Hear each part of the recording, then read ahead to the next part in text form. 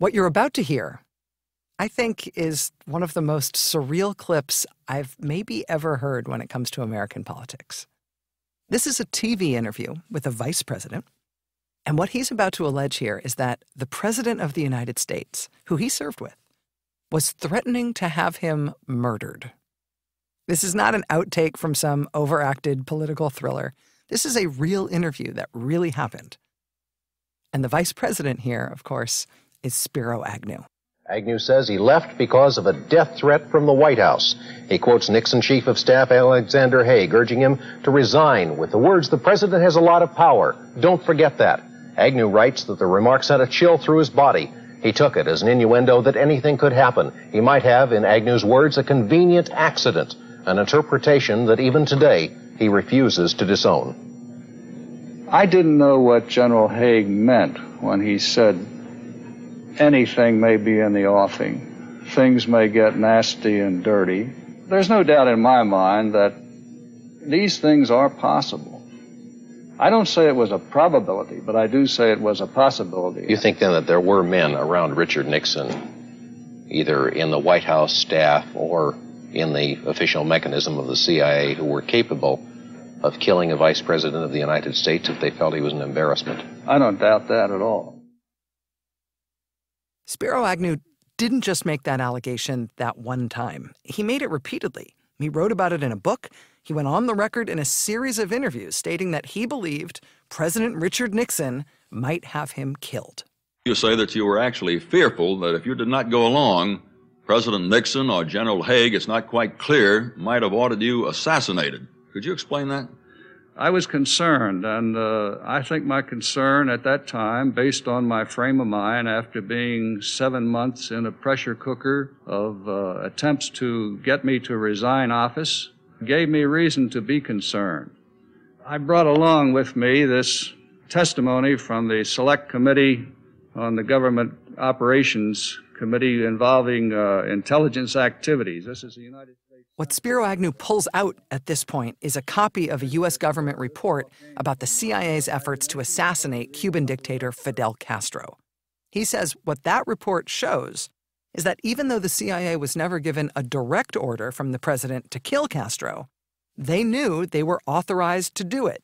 He's making the point that even if Nixon never gave a direct order to kill him, to kill his vice president, it's conceivable the CIA would take its cues from Nixon and act anyway. It is possible for these things to happen. I've never said it was a probability that my life was in danger. I said it was one of the factors that crossed my mind, and it was the straw that broke the camel's back after all the pressures that had been put on me. Spiro Agnew was alleging on national television that as a sitting vice president, he was possibly the target of a contract killing by the president. He said he even bought a gun at the time for his own protection. You acknowledge that you had fear at this time, but after you left office, did you ever go to the federal government to get a permit for a handgun? Yes. Why did you get that handgun, and what period was this? I think it was immediately after I left office. I got it because I still had some fears. Still have a handgun? No, I've never carried the handgun. I thought it was sufficient that people would know I had the permit to carry one. This is the story that Spiro Agnew wanted people to believe about the circumstances in which he left office, that he was another one of Richard Nixon's victims. Agnew's tale of woe was that Nixon's inner circle, specifically Nixon's chief of staff, Al Haig, pressured him for weeks to resign, and when he refused to do it, they threatened his life, and thereby forced him out when he otherwise wouldn't have left.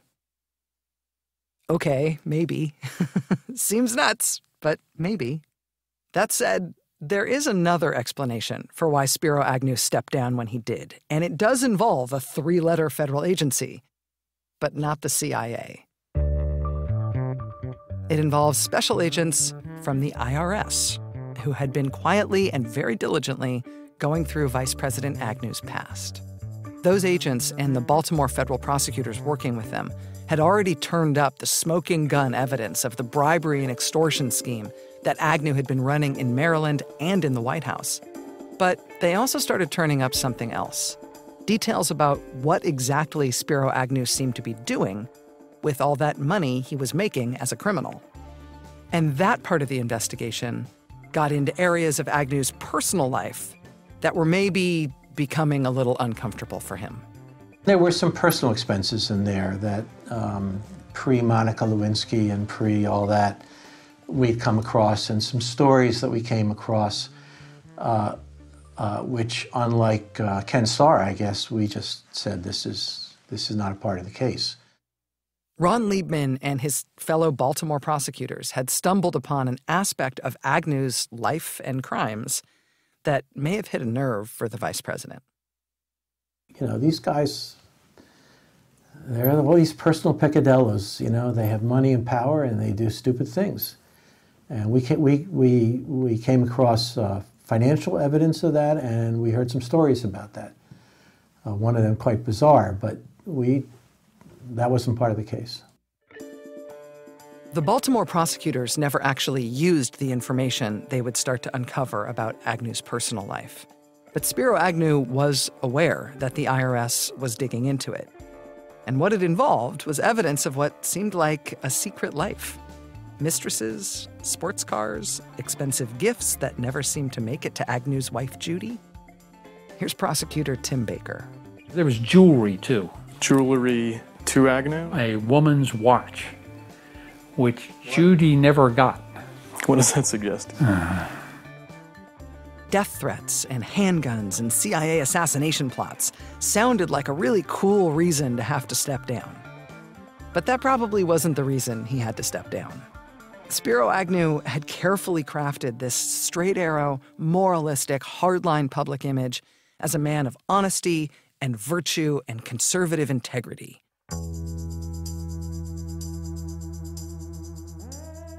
He knew that if he continued to fight, all of that would come crashing down around him.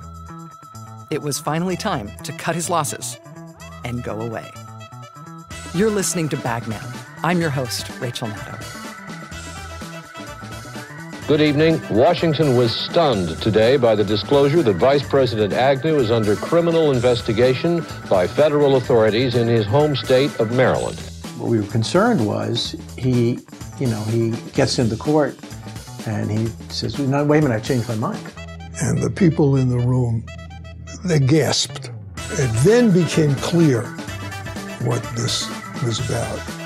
Spiro Agnew is in disgrace, fallen from power, a convicted criminal.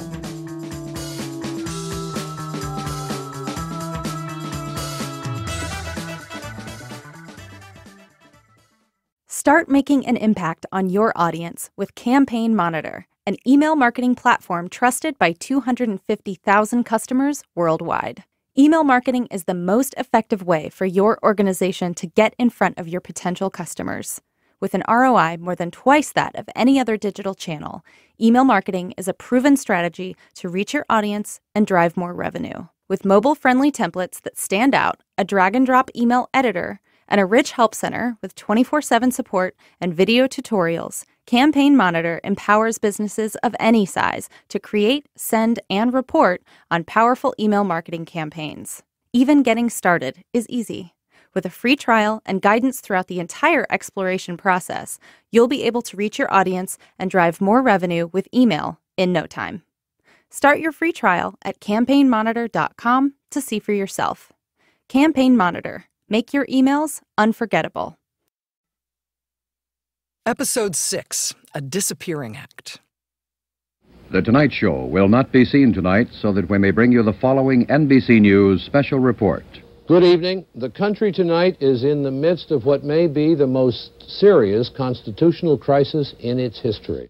The Saturday Night Massacre took place on October 20th, 1973. It was Richard Nixon in a fit of rage trying to end the investigation into Watergate that his own Justice Department was conducting. Nixon ordered his Attorney General, Elliot Richardson, to fire the special prosecutor who was leading that investigation. And when Richardson refused to do that and resigned himself instead, That sparked a true blue constitutional crisis. Agents of the FBI, acting at the direction of the White House, sealed off the offices of the special prosecutor, the offices of the Attorney General, and the offices of the Deputy Attorney General. That's a stunning development, and nothing even remotely like it has happened in all of our history. The Saturday Night Massacre is the signal moment in U.S. history. But many of the people who lived that history are still around to tell it. J.T. Smith was Elliot Richardson's top assistant at the Justice Department that day. I don't want to sound like a pretentious 29-year-old, but I was sorely vexed by events. And I had a lot of yellow legal pad notes that bore upon the stuff we've been talking about. I took my notes, put them in my briefcase, and walked out without being searched by the FBI. And I took them home, and I was sufficiently paranoid about the direction of the country, I hid them in the attic of my house. What's sort of incredible to realize with hindsight, and what's never mentioned in the history books about that moment, is that Elliot Richardson and his team, when the Saturday Night Massacre happened, they were just coming off what may have been one of the most dramatic moments in the history of the U.S. Justice Department. The Saturday Night Massacre happened on October 20th, 1973. Just 10 days before that, on October 10th, Attorney General Elliot Richardson had single-handedly forced the resignation of the Vice President of the United States. It was October 9th when Elliot Richardson cut a high-stakes plea deal with Vice President Agnew's lawyers that would keep Agnew out of jail, but in exchange, he would offer his immediate resignation from office. Agnew's attorney, Marty London, helped reach that deal. I thought Elliot Richardson, in the end, made a deal because he saw this as a potential constitutional crisis and a national disaster. The deal was made. As controversial as it was made. But what happened to Spiro Agnew in the last 24 hours of his vice presidency? It was this all-night, sirens wailing, down to the last minute, surprise, sweat fest like you can't believe. In all of U.S. history, a vice president had never before been forced to resign. And at that moment, it wasn't really clear how to do it, logistically even.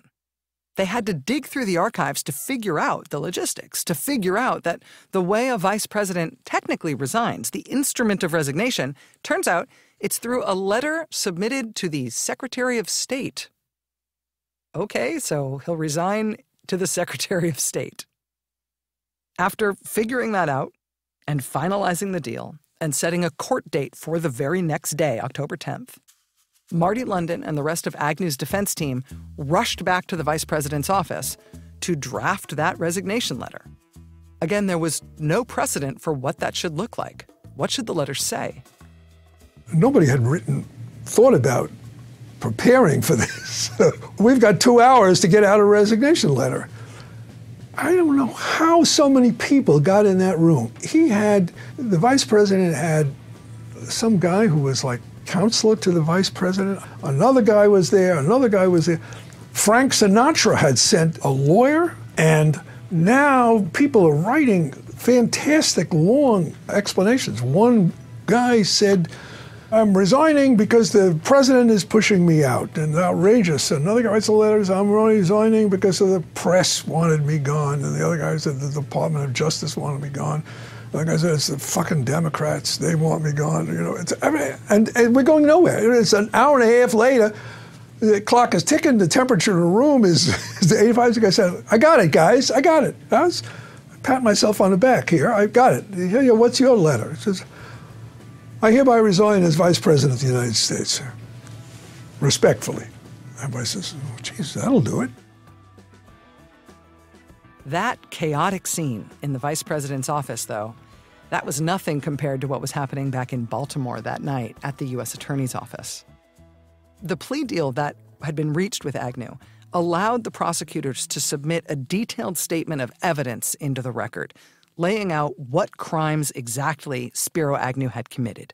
The payoffs as governor, the payoffs as vice president, everything the prosecutors had. What the prosecutors would ultimately draft was a 40-page-long statement of evidence laying out Agnew's alleged crimes. But the night before the court date, it wasn't done yet. And these 3 Baltimore prosecutors, they stayed up all night that night, trying to get it finished in time.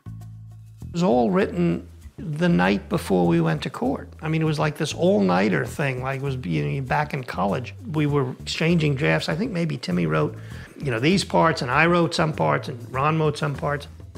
We just started dictating, and drafts would go, pages. It wasn't like complete drafts. Sections would go back and forth, marked up, retype, and we were on a deadline. At like 1 or 2 in the morning, the Attorney General of the United States and Henry Peterson, I think, drive to Baltimore in the middle of the night, early in the morning, and sit in George Bell's office as we start feeding him these papers, which was extraordinary. This is the Attorney General of the United States at 2 in the morning in Baltimore. On my best days, I wouldn't want to be in Baltimore at 2 in the morning. And I think at like 6 a.m. it's given to the U.S. Marshals, who then, we were later told, at points on the Baltimore-Washington Expressway were doing in excess of 85 miles an hour. And then it had to be to Agnew's lawyers by something like 8 a.m. in Washington. It was some terrible hour they had, and they got it there just in time. They got it there, in fact, 5 minutes late. This 40-page statement of evidence that was thrown together all night, overnight, it was rushed to D.C. with a sirens-wailing police escort like it was the Holy Grail.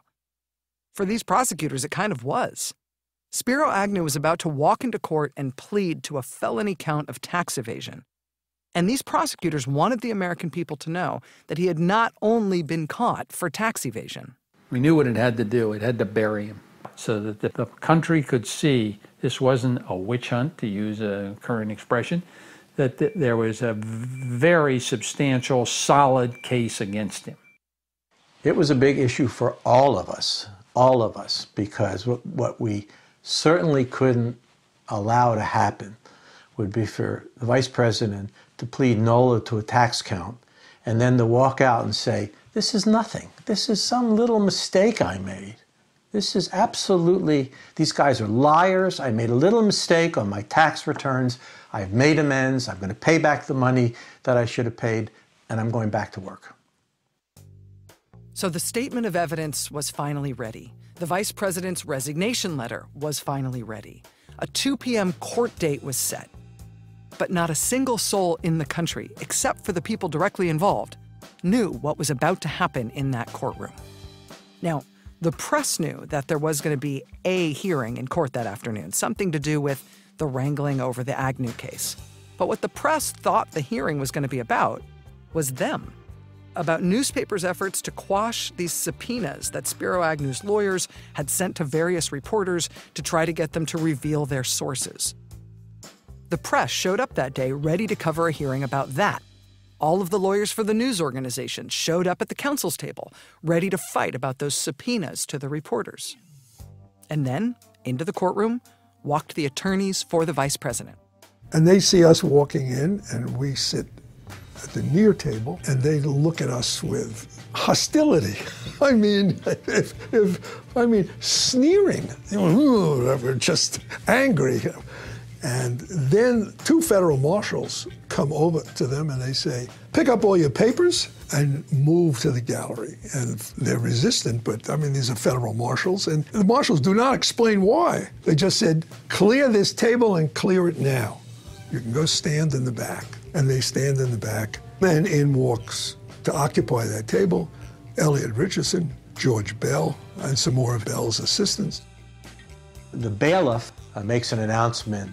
Ladies and gentlemen, proceedings is about ready to begin. This courtroom's going to be locked, so if you can't stay, you have to get out. You have to leave now. The Baltimore prosecutors are there, sitting next to the Attorney General himself. They know, and the vice president's lawyers know, that what was about to happen in that courtroom was something really big and surprising. The resignation was ready. The 40-page statement of his crimes was ready. The deal was ready. And the country was about to have the whole thing sprung on them for the first time. The hearing was set to begin at 2 o'clock sharp. There was just one problem. It's now 2 o'clock, and I am sweating because at our table is me and Jay Topkis. And Judd Best is back in the clerk's office on the telephone. And it's 2 o'clock, and somebody from this play is missing. Everything was set.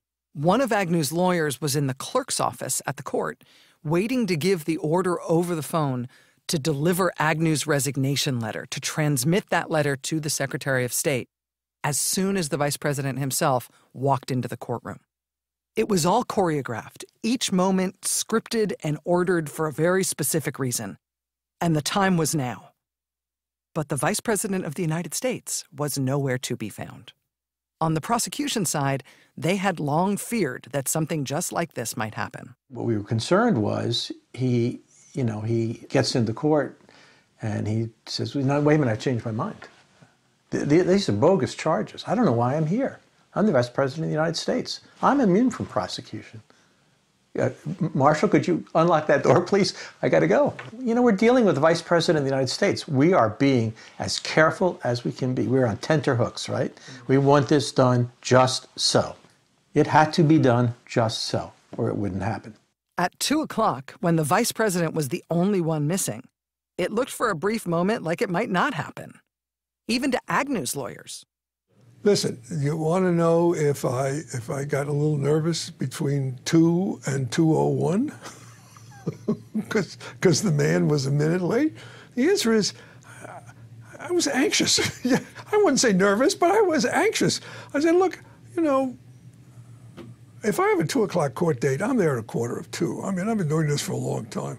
I can understand him not wanting to come into that courtroom, and I do get it. Him not wanting to come into that courtroom and sit there at that table for 15 minutes with all those people staring at the back of his neck.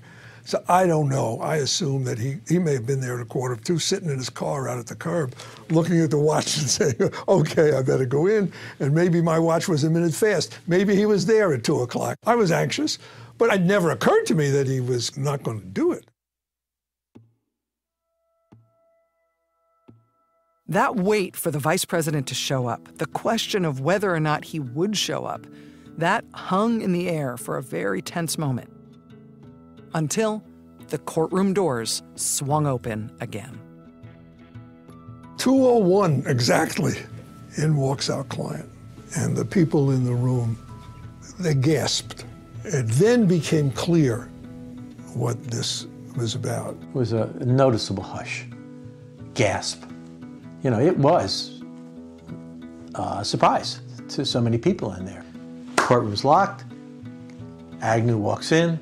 Judge gets on the bench. Bailiff, the law clerk calls, oyez, oyez, all rise. Everybody rises. So everybody sits down, and there's, Spiro Agnew in his well-tailored suit and his nice haircut, about to plead nolo contendere to a felony. Judge Best comes out of the clerk's office and says, I've just been on the telephone with the offices of the Secretary of State. They have received the Vice President's resignation letter. And ultimately, the judge accepts the plea, and he sentenced him to a fine and a sentence of probation. And we walk out of the courtroom with the ex-Vice President of the United States. It was a stunning development.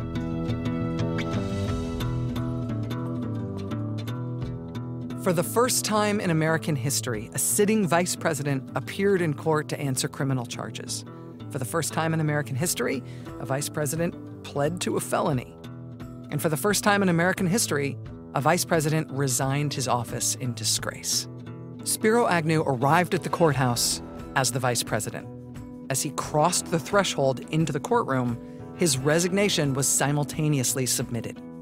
He left that courtroom minutes later as a convicted felon. He then spoke to the stunned reporters outside, who had had no idea that any of this was coming. I categorically and flatly deny the assertions that have been made by the prosecutors with regard to their contentions of bribery and extortion on my part. I will have nothing more to say at this point. I will make an address to the nation within a few days. Spiro Agnew's decision to agree to a plea deal and resign, it happened so fast that Agnew's own staff at the White House didn't even know that day that it was going to happen. Here's David Keene, Agnew's top political aide. He went to Baltimore to plead nolo, and Mike Dunn, who was then the chief of staff, he called the senior staff together to tell us, and I pounded my fist on the desk and said, can't the son of a bitch have the balls to come and tell us himself? There was a lot of crazy stuff that happened in the United States of America in 1973. But the Vice President of the United States suddenly resigning in disgrace, surprise, that stunned the country. Good evening. If you have just joined us, we are obliged to tell you the story we've been running since shortly after 2 this afternoon, namely that Vice President Spiro T. Agnew is now the former Vice President. He resigned today. It's been quite a day for news, J.C. It really has. I think the public is still in shock. Many people just disbelieve it. It's hard to accept that it has come to this. There was disbelief on Capitol Hill, where most House and Senate members had come to believe the Vice President's assertions that he fully intended to fight the charges all the way. We have a period of time when there's political erosion, confidence and faith in the whole system has been challenged by many people. And now to have this kind of confirmation of the worst suspicions that some people have held is really a very profound impact on the whole country. Can you tell us what your reaction is to the resignation? Well, it was totally unexpected, and I don't know what to say. That was the majority leader in the Senate at the time, Democratic Senator Mike Mansfield. The reaction in the country to Spiro Agnew's sudden resignation was kind of a muddled mess. It was a lot of things all at once. It was stunned confusion from a lot of people. There was elation from those who felt that justice had been served. There was also absolute outrage from Agnew's supporters who really had stayed with him right till the very end. I'm just sick about it. I think he's a man of his word, and I think they've all been doing the same thing ever since I started voting, and I think it's just too bad. I think he's a great man. I think it was very unnecessary. I'm just sick.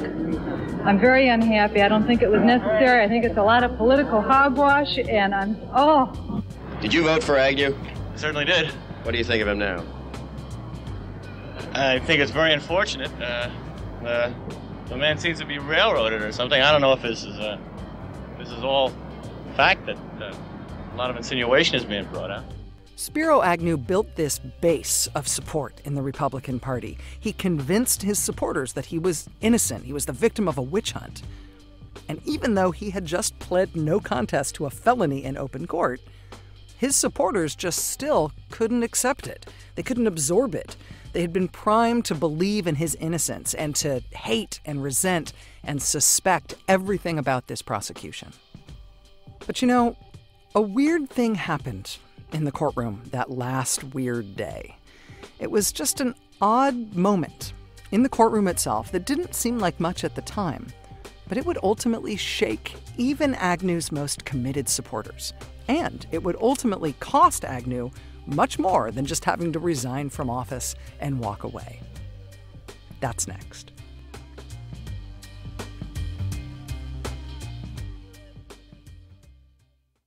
Hey, it's Chris Hayes from MSNBC. You know, every day I come to the office and we make a television show, and every day I think to myself, there's so much more I want to talk about. And so this is our podcast. It's called Why Is This Happening? And the whole idea behind it is to get to the root of the things that we see play out every day. They're driven by big ideas. Each week, I sit down with a person uniquely suited to explain why this is happening. New episodes of Why Is This Happening? Every Tuesday. Listen for free wherever you get your podcasts.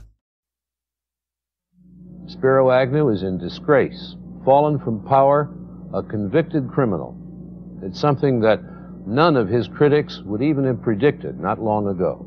And it is one of the biggest news stories of our time. The day that Spiro Agnew walked into a federal courthouse in Baltimore to plead to a felony and resign the vice presidency, one of the people inside the courtroom that day was a law professor from George Washington University, a professor named John Bansaff. I showed up, and initially they would not let me in. I was reluctantly let into the courtroom, but with a very solemn warning that if I attempted to say anything, if I stood up, if I did anything at all, there were 2 big marshals behind me, and they would immediately take me out of the courtroom. And I was told in very strong language, don't stand, don't say anything, don't try to have any role. It was a little bit of a strange thing for this law professor to be in court that day. To him, it was stranger still the way that he felt threatened by those federal marshals. But in his view, the strangest thing about the whole proceeding in that courtroom that day was the resolution of it. Spiro Agnew was being allowed to plead to a felony, but he wasn't being sent to jail. And he wasn't even being forced to pay back any of the bribe money that he allegedly took. What was the punishment here exactly? I mean, resigning from office, yes, but is that it? After that remarkable day in court, where, surprise, the vice president is pleading to a felony, and oh, by the way, he's also resigned. After that day, Banzhaf went back to his law classes at GW. And there he found that his law students were as perplexed as he was about how the whole thing had shook out. I mean, they said to me, Professor Banzhaf, if somebody robs a bank and he's given a plea deal, he's at least required to give back the money. Agnew, as a governor and vice president, should be held to an even higher standard. They were outraged that he was allowed to get off on a minor plea, no time, and keep all the ill-gotten gains. Spiro Agnew had resigned his office. He was basically starting to disappear into obscurity. But this class of law students decided they were going to make a project out of him. They weren't going to let him go away quietly. The law students in Professor John Banzhaf's class came up with a plan. Their first effort was to lobby Maryland's governor to bring a civil lawsuit against Agnew. Since after all, when he was taking those bribes and shaking down those contractors, it was the state of Maryland that was being defrauded. The state of Maryland should get that money back. The governor of Maryland met with these students to hear them out, to hear their plan. But even though he took the meeting and he heard what they had to say, at the end, he told them no, he wouldn't do it. When we left, we were literally bewildered. I recall riding back in the car, and the students are saying, well, why didn't they bring it? We don't understand. What's going on? And I'm their professor who's supposed to know these things. And of course, I had no answer for them. I could not figure out why they wouldn't want to bring the action. It was only quite a bit later when we learned that Governor Marvin Mandel was likewise on the take, and was probably on the take literally while he was deciding not to bring this action. The state of Maryland had been harmed, but the governor of the state said he wasn't willing to bring this case. So the students went to Plan B.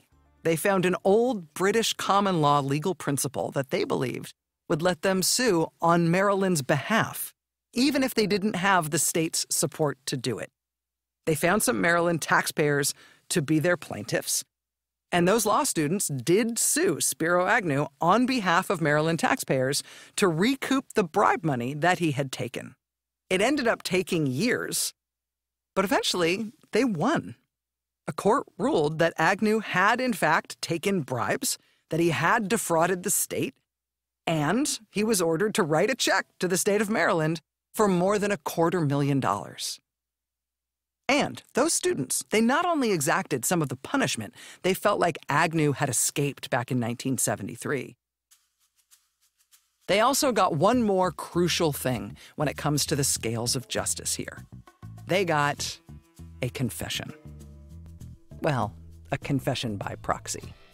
Back in 1973, when this little investigation in Baltimore first started, Agnew himself, it turns out, admitted the whole scheme to his lawyer, his personal lawyer, a man named George White.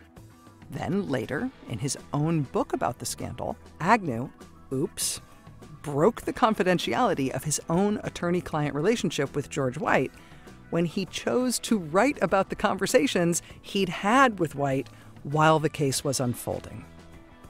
That was a mistake, because when that lawsuit was eventually brought against Agnew by the law students at GW, not only was the court able to force Agnew to pay back some of the money he had ripped off from the taxpayers, the court was also able to get sworn testimony under oath from Agnew's own lawyer about Agnew confessing that he was guilty. Today, only because ordered to by the judge, George White broke his silence. He described learning about the kickback scheme from 3 Agnew associates who were threatening to implicate the vice president. Confronting Agnew, he said, "Ted, this is terribly serious. You've got to level with me. I've got to know the truth." According to White, Agnew replied, "It's been going on for 1,000 years. What they told you is true."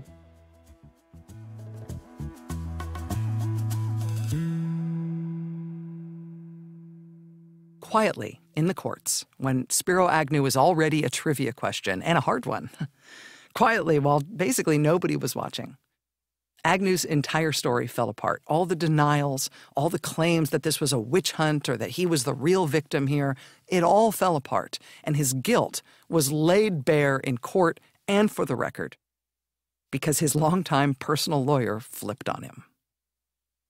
When Agnew showed up to court that day in October 1973 to plead to a felony and resign the vice presidency, that 40-page statement of evidence that was assembled by the prosecutors, it was released to the public. It was this damning recitation of what Agnew had done as an elected official. All of the payoffs, all of the extortion, all of the crimes committed even as vice president. And that document, all these detailed allegations from the prosecutors, it is a matter of public record. But even so, it's one that sort of feels secret even now.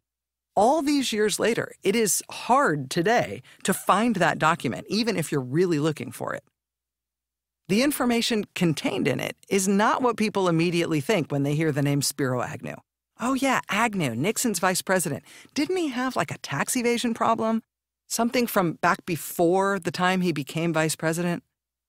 That's how Agnew's remembered. But Agnew really was way worse than history remembers him for, if he's remembered at all. Agnew basically disappeared into history after he resigned. He got a job working for Ava Gabor's 5th husband. Seriously. Frank Sinatra helped him pay the relatively minor fines that were imposed by the court back in 1973. Agnew wrote a bad novel, a thriller with sort of unsettling sex scenes in it, frankly. He also published that memoir in which he claimed that Richard Nixon was going to have him killed. But basically, big picture, Agnew just went away. And the few times that he did reappear, he was always asking for sympathy. This was from an interview with him in 1980. The penalty I paid is very heavy. People say, Agnew didn't pay any penalty. He bought his way out of jail with the vice presidency. But they don't know what a penalty I paid. They don't understand I lost my right to practice law. I lost my pension. And the worst penalty of all is during those years immediately following my resignation, when I was not at all answering the charges, to walk down the street and see people say, there he goes. You know, to be recognizable, not just in the United States, but any place I went in the world. That's a pretty severe penalty. Spiro Agnew probably does deserve to be more infamous than he is. But the team of federal prosecutors who discovered his crimes and took him down, they deserve to be more famous than they are. George Beall, the U.S. attorney who refused to let pressure from the White House interfere with his investigation, he went on to prosecute that subsequent sitting governor of Maryland for corruption, Marvin Mandel, a Democrat. He got him too. Ron Liebman and Barney Skolnick, they both took part in that prosecution of Maryland's next governor. And then, like George Beall, they both moved into quiet careers in private practice. Tim Baker, he ended up getting George Beall's old job as Maryland U.S. attorney before he, too, went into private practice. They all ended up doing fine. But none of them ended up etched into our history books and our national memory for the role that they played in, well, saving the republic from a national catastrophe, saving the country from a criminal vice president ascending to the presidency amid the ashes of Watergate, which would have plunged the country from Watergate right into another catastrophic scandal in the White House, and likely the forced removal of the next president right after Nixon. What further damage would have been inflicted on the country if we had had to remove not one, but two corrupt, criminal sitting presidents back to back within months of each other? These young kids from Baltimore, these determined federal prosecutors, they saved us from that disaster. Their case was obstructed from the White House on down. They were attacked and maligned by the most powerful politicians in the country. They endured that at the ripe old average age of about 32. They kept their heads down and they kept going. Their bosses, U.S. Attorney George Beall and Attorney General Elliot Richardson, they led them without fear or favor. They shielded them. And then Elliot Richardson single-handedly got Agnew out, restoring and protecting the line of succession for the American presidency. Elliot Richardson held a press conference the day after Spiro Agnew resigned as vice president. And remember, Elliot Richardson would himself be forced out of office just days later, less than 2 weeks later, in the Saturday Night Massacre. But during that press conference upon the resignation of Agnew, Richardson was asked directly what lessons the country should take from what we'd just been through. We've been through a period unprecedented in American history. What do you believe the nation can learn from the Agnew case? I would hope, first, that the nation would feel that the process of criminal justice is one that it can trust and have confidence in. I would hope that it would feel that the interests of the nation have been placed first by all those concerned, including the Vice President himself. I would hope that, most fundamentally, all of us would have confidence that our system works. Indeed, I think this is the most affirmative aspect of all that has taken place over recent months, all the disclosures, the investigations, the indictments. They have exposed the shoddy side of the governmental and political process, but they have also demonstrated that the governmental and political process is capable of uncovering these things and, having uncovered them, taking proper action. The system works. The system is not destroyed by bad people behaving badly. It can deal with bad behavior and with corruption from those in power. Our system doesn't break when that happens. It's designed to confront that problem and to fix it. And in this case, it did. A criminal occupant of the White House who tried to obstruct justice at every turn, to destroy the credibility of his own Justice Department, to smear the free press reporting on it, he was not allowed to get away with it. Thanks to Elliot Richardson and George Beall and that team of young, scrappy Baltimore prosecutors, the line of succession to the U.S. presidency was restored and protected, and justice was done. George Beall passed away not long ago. He died in January of 2017, just days before the inauguration of our current president. Upon his passing, one of his successors as U.S. Attorney in Maryland put out a public statement honoring the work that George Beall did throughout his career, but particularly focusing on this case. The statement said this: George Beall was a legendary federal prosecutor, an exemplary public servant, and a lawyer of unsurpassed integrity. Although George Beall's family was politically active and Vice President Agnew was a member of Beall's own political party, Beall did not hesitate to pursue this case. His commitment to justice serves as an example to us all. That statement about one Republican having the courage to pursue another without hesitation, that was written by one of George Beall's successors as Maryland U.S. Attorney. It was written by Rod Rosenstein, who's now Deputy Attorney General of the United States.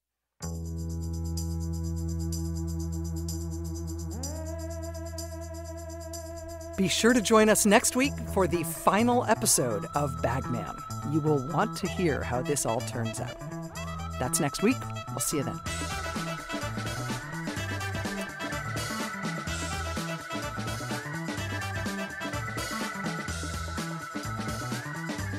Bagman is a production of MSNBC and NBC Universal. This series is executive produced by Mike Yarvitz. It was written by myself and Mike Yarvitz. Editorial and production support from Jonathan Hirsch and Marissa Schneiderman from Neon Hum Media. And you can find much more about the story on our website, which is msnbc.com/